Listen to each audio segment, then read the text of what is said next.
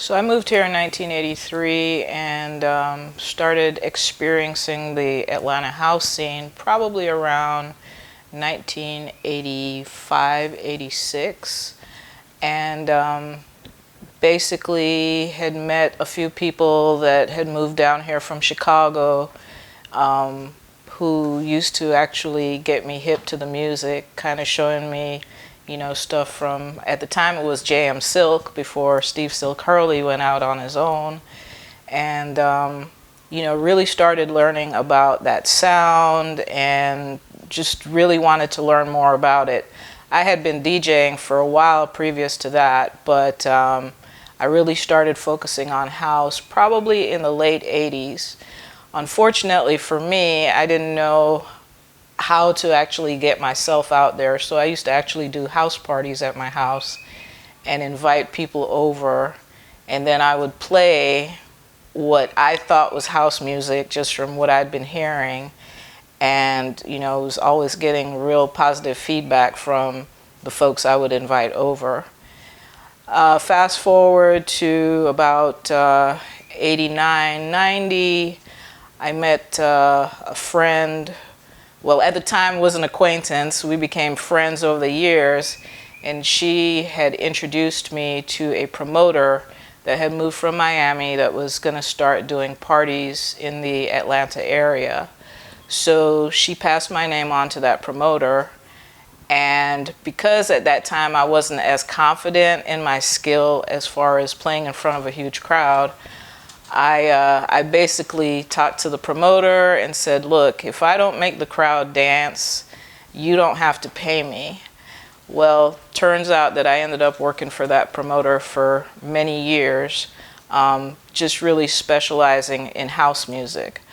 From there, I started picking up a lot of private gigs where I was playing all genres of music, but there were several people, that would always say, hey, have you heard about house music? Do you want to, can you play some house music?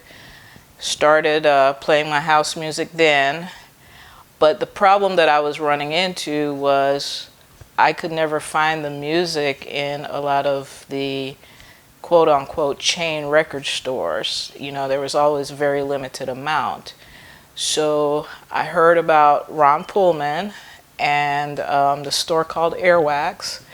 And so I started going down to that store, hanging out, met Ron. He was an awesome guy. He used to always tell me, hey, you need a copy of this, a copy of that, that's what's hot.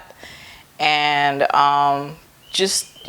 really started hanging out at that store a lot and picking up more about, what people were dancing to. In the early 90s, the house scene was really very underground here in Atlanta. It was only played in the gay clubs.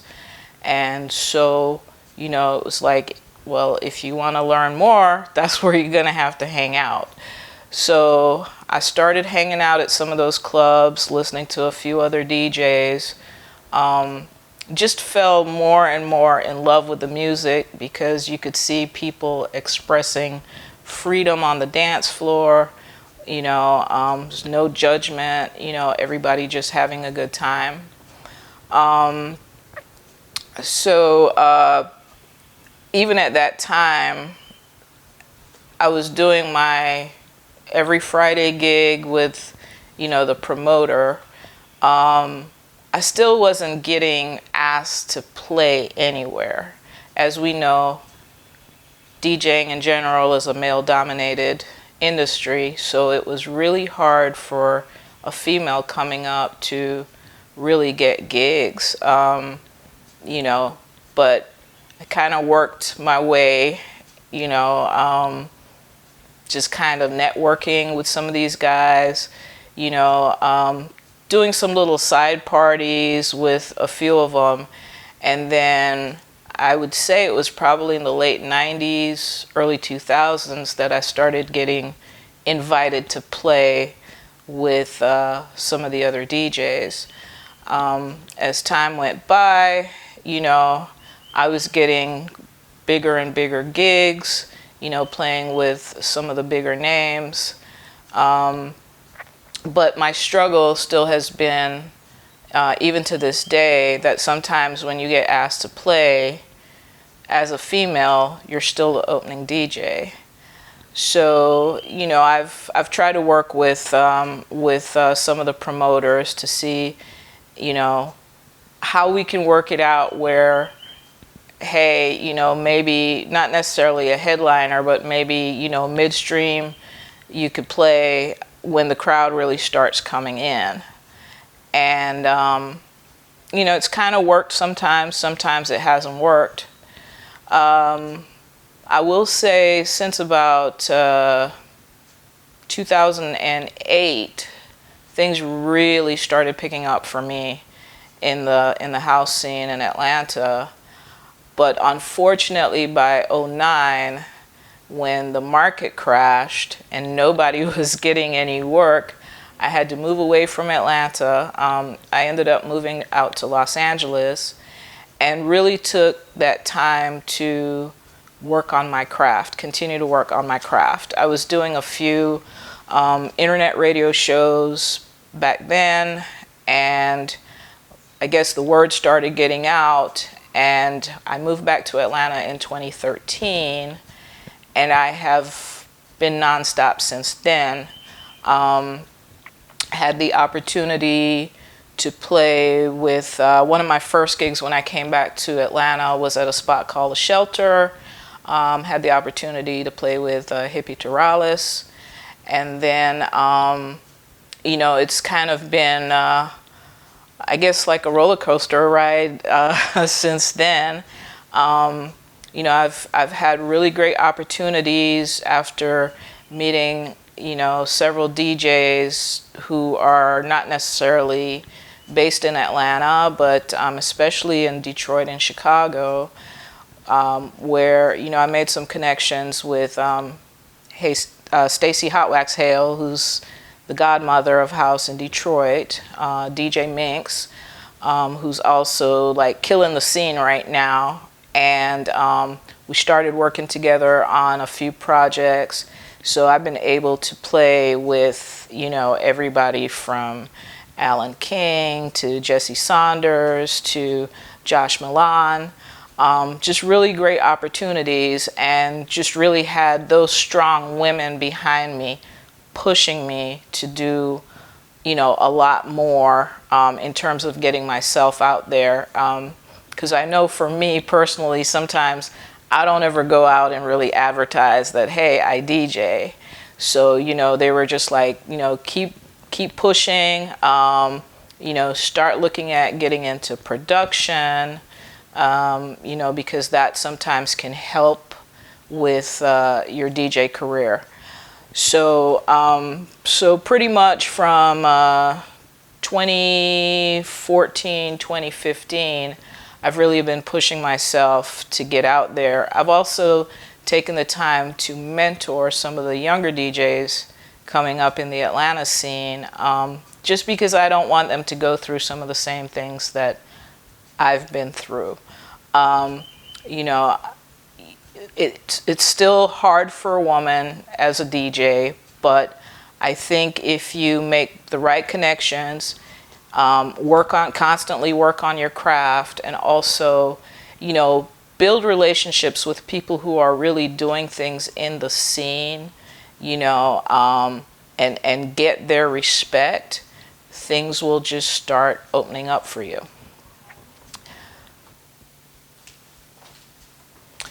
In terms of the scene in Atlanta, I feel the scene is still a little bit on the smaller side, you know, especially when you compare it to places like Chicago, like Detroit, like New York.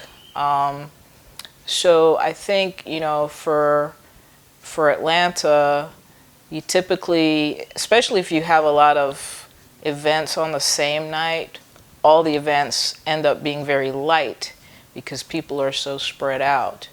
Now, one of the things that I've tried to do as a DJ or DJ/promoter when I have done events here, is I like all-inclusive events where it doesn't matter your color, race, sexual preference. I want my parties to be open to everybody. I don't necessarily see that in the scene here in Atlanta. I realize there are like three different scenes. You have the scene that only wants vocal house, or you have the scene that only wants techno, or you have that in-between scene, but maybe the vocal house people won't come out and support. And the way I was brought up in this house, environment is you just should be open-minded, love for the music, not a bunch of politics like, oh, I can't believe she went to this party, but she didn't come to our party, because, whatever. So I think Atlanta needs to do a lot of work in trying to like get people to come together and, really try to push like a really open, vibrant scene. Kind of like what we see around Labor Day weekend when we have House in the Park. House in the Park here in Atlanta is probably the biggest premier event, featuring the best of house music. Parties start from the Thursday prior to the weekend, usually with a Prince party, and then it goes into all these different house music parties until the Monday after, which is actually Labor Day. And you do see, people from the different segments actually coming out to support. I honestly wish that it was like that all the time, but that's not necessarily the case. And I think it would really work better if we all kind of work together like that, especially in this day and age where, event spaces are really hard to find. We had some really great spaces prior to COVID, and of course, unfortunately, a lot of these places, ended up closing, and so, you have one or two places, but it's always the same people that are able to book those places. And if you're a newcomer or not necessarily a promoter, sometimes it's very hard to deal with these venue owners because, they're like, well, we don't know what you can do, so maybe we'll charge you $2,000 or $3,000 just as a deposit. And realistically, for someone just trying to start parties, that's pretty difficult. So I know that a lot of people have started doing a lot more outdoor events, especially in the warmer months here in Atlanta, which kind of opens up doors for having more events.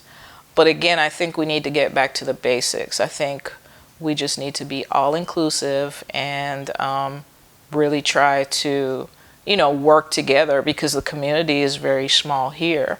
From my experiences of playing in other states, it's just like everybody seems to support everyone. A great example, if I want to, mention like the Charlotte house music scene, that's starting to grow. But every one of those promoters work with each other. And so you go to a house music party in Charlotte, and those parties are slammed, and it just kind of reminds me of what Atlanta used to be like back in the 90s, with the house music scene. I think we need to really get back to that.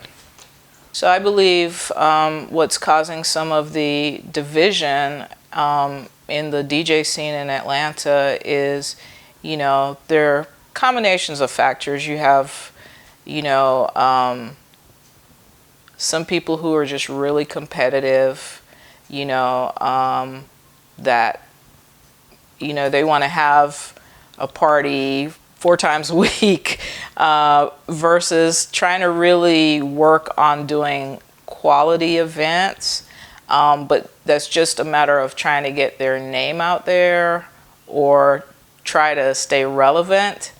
But sometimes that kind of works against you because, sometimes you want to give people time to really get thirsty, to want to come out and support. Another thing I believe why the scene seems so light here, a lot of us have gotten older, A lot of us are very much, career minded, or we just can't hang anymore. We can't stay up till 2, 3 o'clock in the morning anymore. So, we don't necessarily want to, be leaving the house at midnight to go to a party, because for a lot of us, including myself, that's the time that we're already asleep, or just want to relax. And two, as we get older, a lot of us are really trying to have more meaningful relationships with our friends. We don't necessarily want to be at a club screaming over music. You can't really have a great conversation. So I think that part is kind of hurting the scene. I also think that trying to think, have forward thinking. How do we spread the music to the younger generation, the generation that, are the club goers or whatever? And sometimes I don't think we really think about that, how we can have that mass appeal to a younger generation. I see very few people in the scene that are trying to head that way. It has been a struggle for them, but gradually as I go out and experience some of these other parties, kind of starting to see that younger crowd kind of build up. But again, it's just a matter of, everybody needs to come to the table, sit down and say, hey, how can we create an amazing scene in Atlanta, just as they have in some of these other states? So in my opinion, one of the reasons I think that we're not able to get the numbers that we should be expecting at this day and age in the house music scene is, besides trying not to work together because we're competing against each other, sometimes I feel that people are,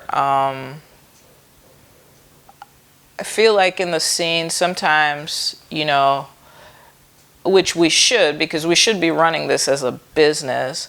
A lot of people aren't necessarily running the event side of it as a business.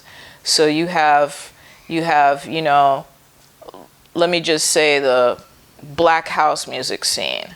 And I hate to split stuff up like that, but this is just my experience.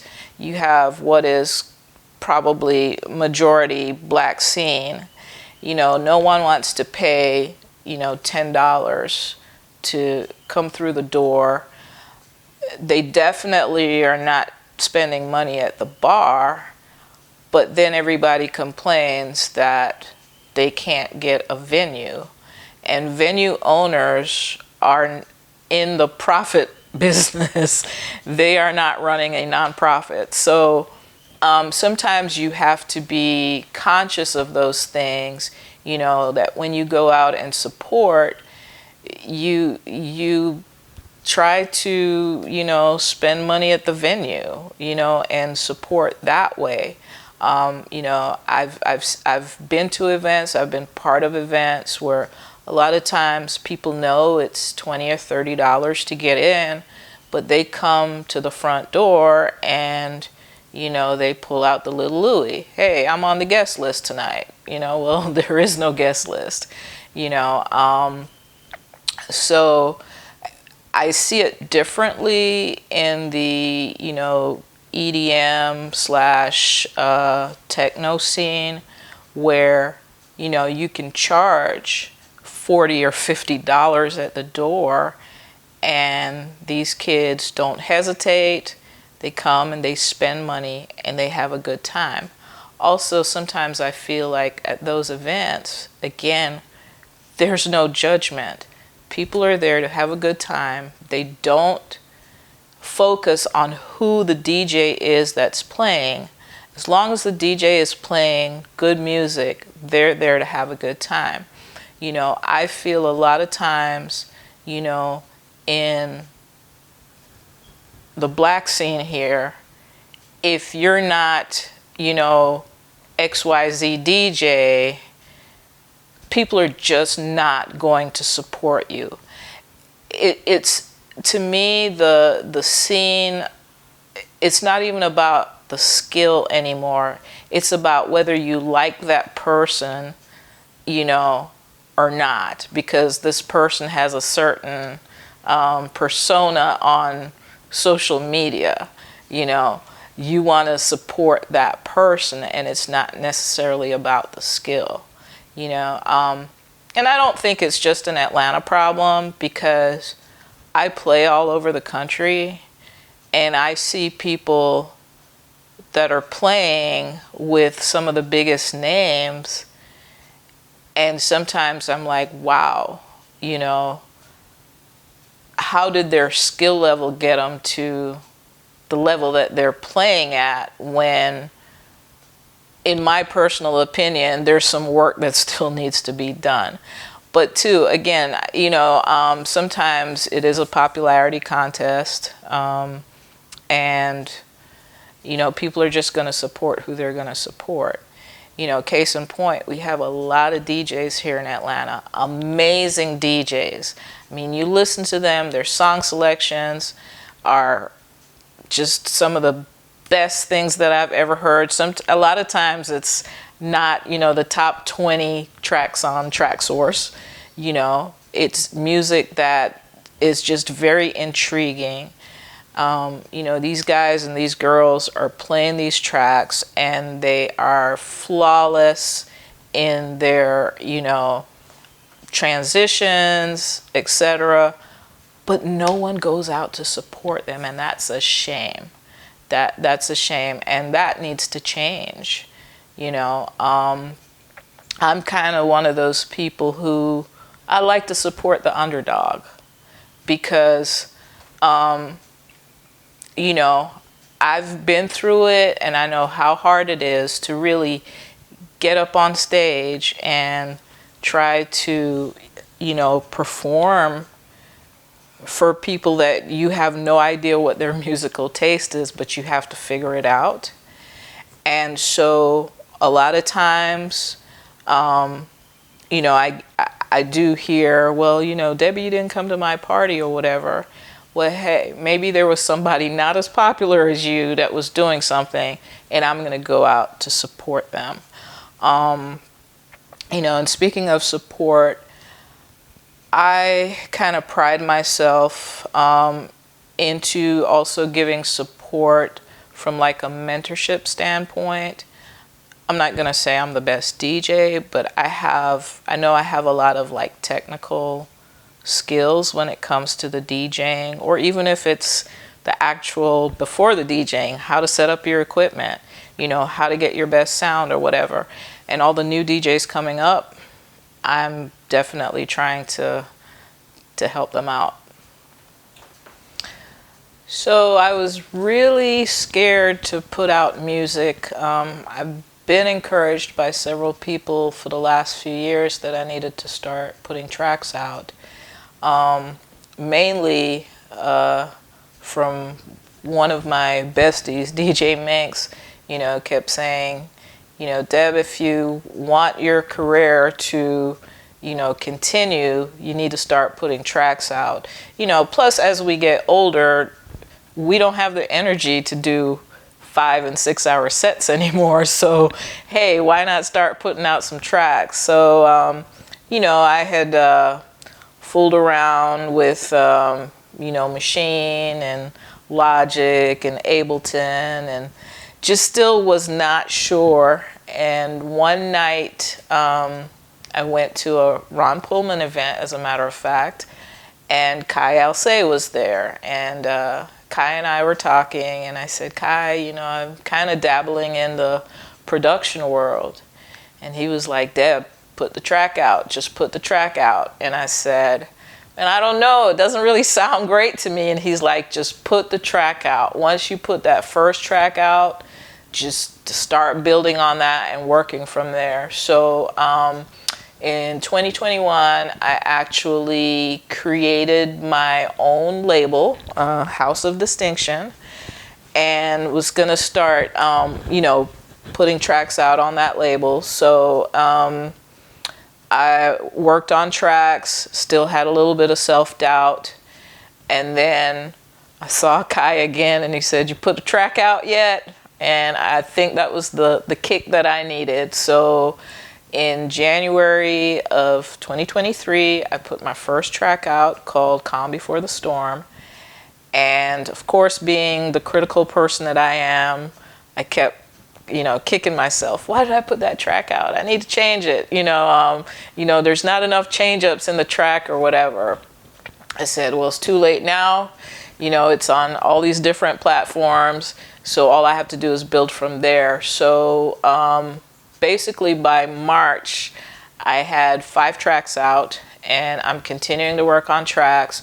The first 5 tracks are all instrumental tracks. But now I am trying to focus on working with some vocalists and, trying to put out, some tracks with vocals.